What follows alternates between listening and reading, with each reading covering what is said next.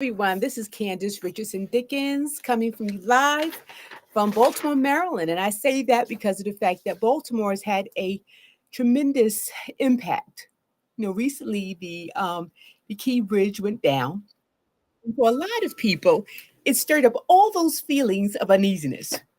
For me myself, I don't really watch the news in the morning. My relationship with the news changed around COVID.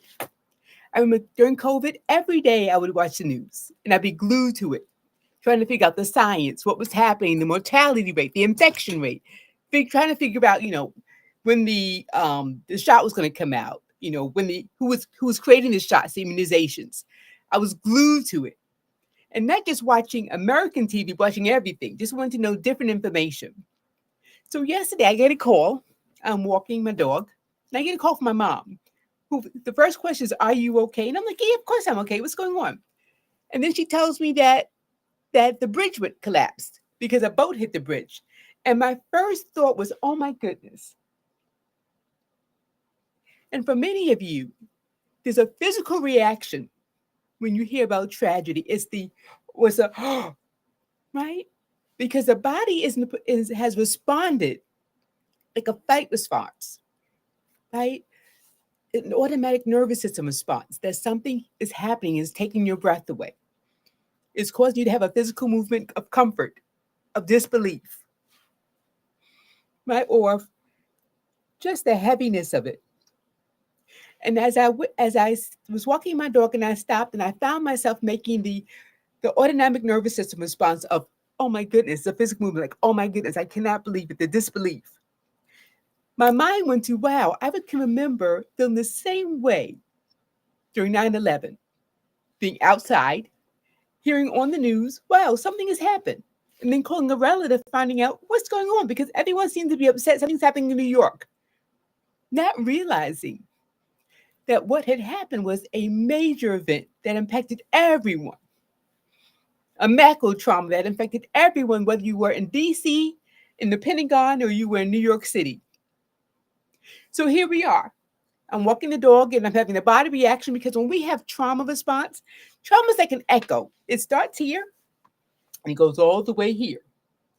And you can be here and hear it, but it started all the way back here. So when she said the Key Bridge, I was like, oh my goodness. It flashed me back to 9/11. That something had happened that wasn't expected, right? Because something that's traumatic is something that's happened without your control, without your permission, that you didn't ask for and didn't deserve. Something happened to you, right? Whether it happened directly to you or indirectly to you. Something happened to you and with you that caused you to have a response of disbelief, shock, derealization, like, oh my goodness, right? And a feeling of vulnerability, oh my God. And then what happens, a little bit of reality settles in, like, oh my God. And the thought is, oh my God, those people. And then the grief kicks in. There's a sadness, a loss, a confusion of how could this happen? This was a bridge that I had crossed. This is a bridge that my daughter worked near. This is a bridge where people went every day. Millions of people got transported over this bridge to work and to home. Just the disbelief and the questions become. Because when we're in shock, we look for answers to take us out of the shock because the shock is about the unknown. It's about not knowing what has happened and why it's happened. So we look for the answers: who, what, where, and why.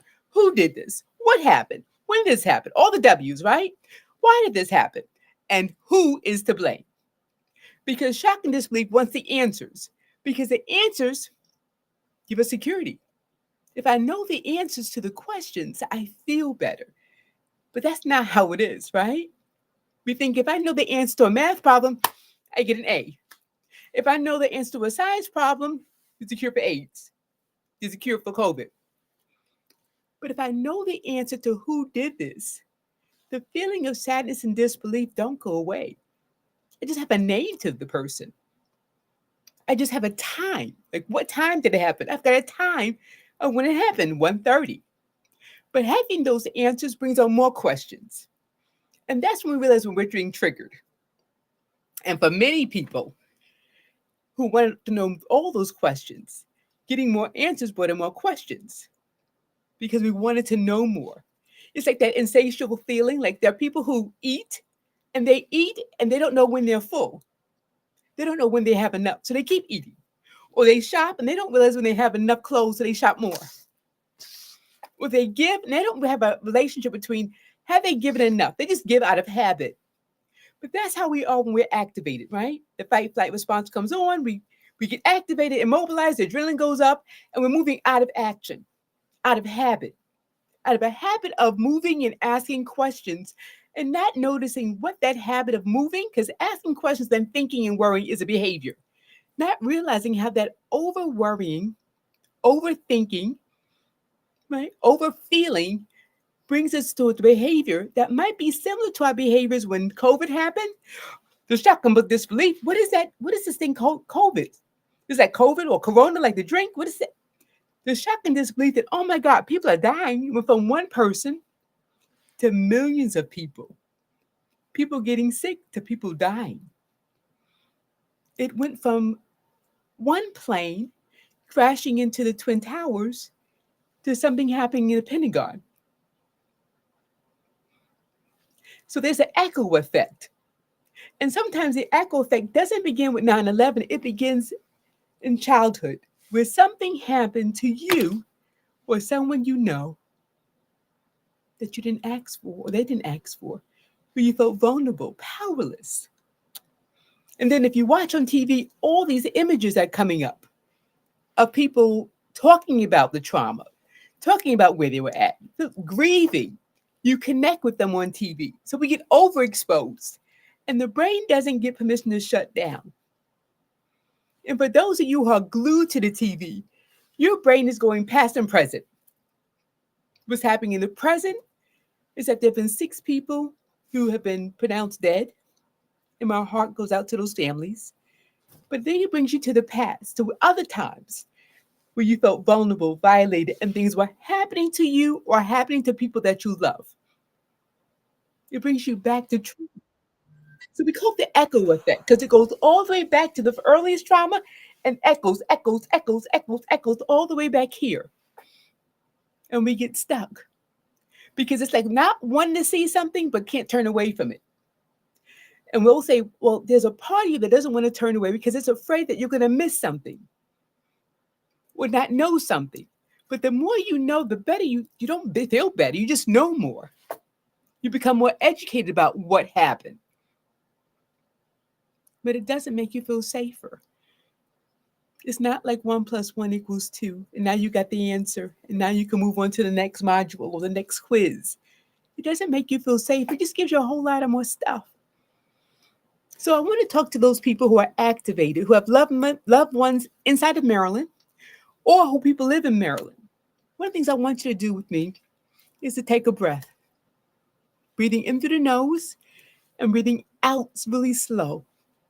Because when we get activated, right, it activates our polyvagal nerve. The polyvagal nerve is the 10th cranial nerve, goes through the face, the throat goes wandering nose, nerve goes all throughout the body. And it's heavily collected in the lungs. So when we get tense, adrenaline gets released, the heart beats faster, the lungs constrict, and all those nerves are underneath there, and they're also in the abdomen, in the intestines. This is why we get upset stomach. But what I want to say to you is that taking the breath in, whether you take it in by 3 breaths or just one big breath, breathing out slow helps calm those nerves.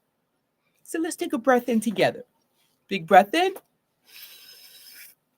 and breathing out slow.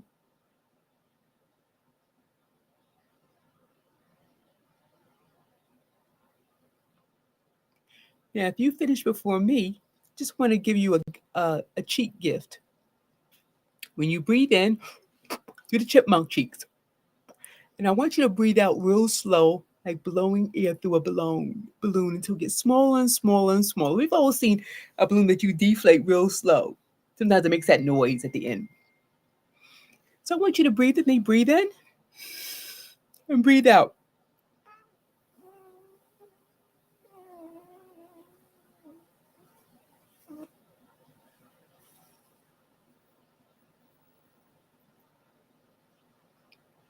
Lowering your shoulders with the last breath.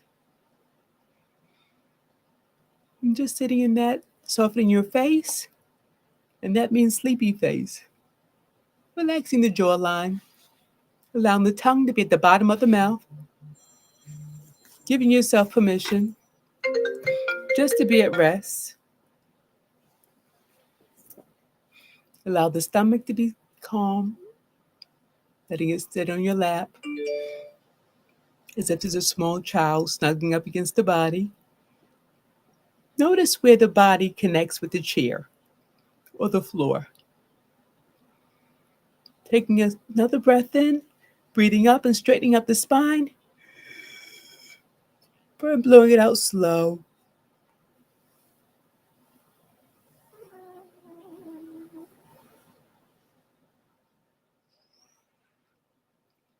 Noticing your feet on the floor and noticing any sounds around you. Having dual awareness of feet on the floor, spine straight, chair in the seat or on the floor. And listening for any sounds that are in your environment that indicate that you're safe.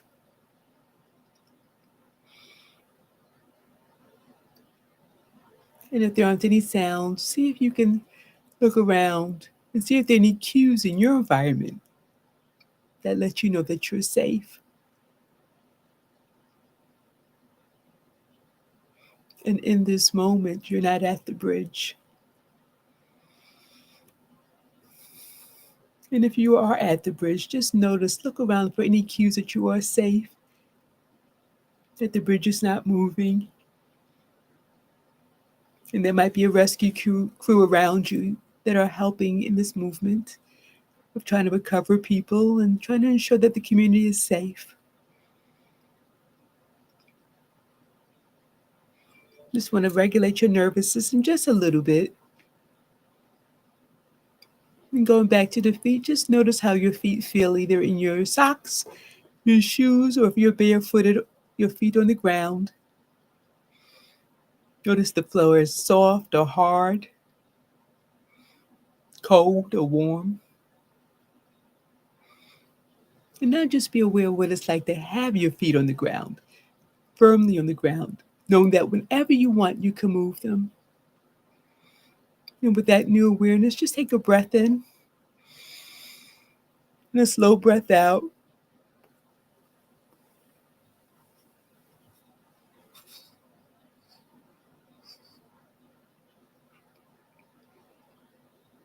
And just breathe in and out slowly, in and out. And I just want to say to everyone that trauma lives in the body. It's in your history.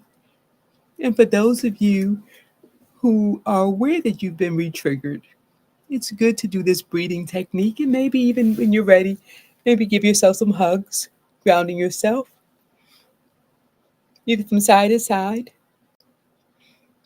The body doesn't care who's hugging you. It just wants to know it's safe. And maybe add some butterflies, some bilaterals in it, whether you want to do tapping or just some rubs. And making sure you're breathing and reminding yourself where you're at. And that in this moment, you're as safe as you can be. And in this moment, hear your breath as you breathe. My body's automatically doing a soft sway back and forth. And recognizing that difficulty sleeping, problems with eating, feeling numb, feeling in shock. Noticing that the brain is scattered, can't concentrate. All signs that you've been re-triggered. That this is either vicarious trauma or direct trauma for you. And when there's trauma, the body has to know that I'm safe. I'm just rocking back and forth now. It has to know that I'm putting my right hand under my left armpit, right?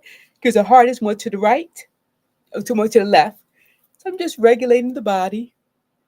Do some polyvagal exercises to let the body know to calm down. Letting my polyvagal nerve know I'm safe. letting my autonomic nervous system to know you can turn off the fight flight. Things aren't perfect, but I'm safe. How do I know? Look around the room. Move slowly, move your eyes or your head, and look if there are any cues of safety. I see my couch. I see the massage bed I do Reiki on.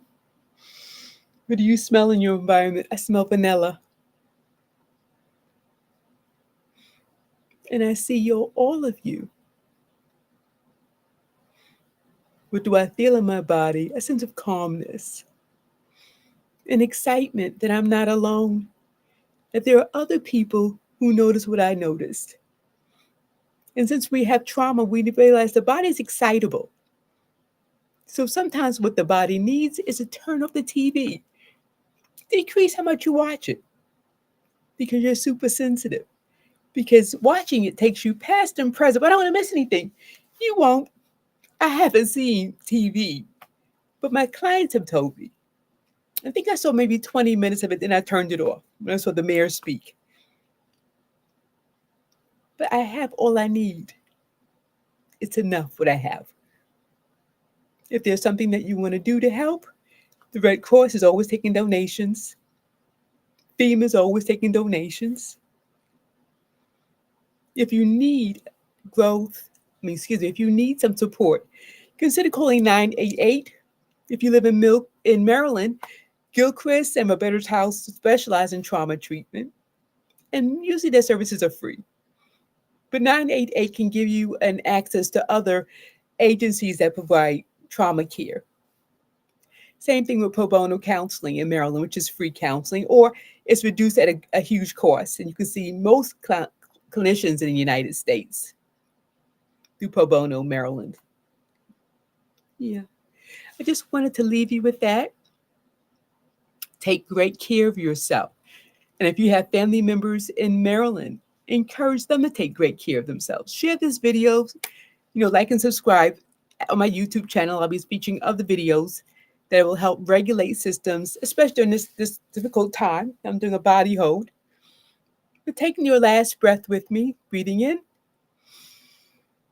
and breathing out slow through your nose or through the mouth, whichever you prefer.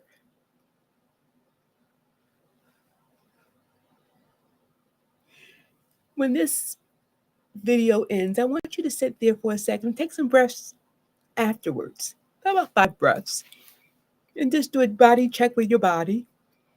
And consider some of the resources I mentioned: Pro Bono of Maryland Counseling Services, free counseling, calling 988 hotline to speak to someone if you're anxious or needing a referral.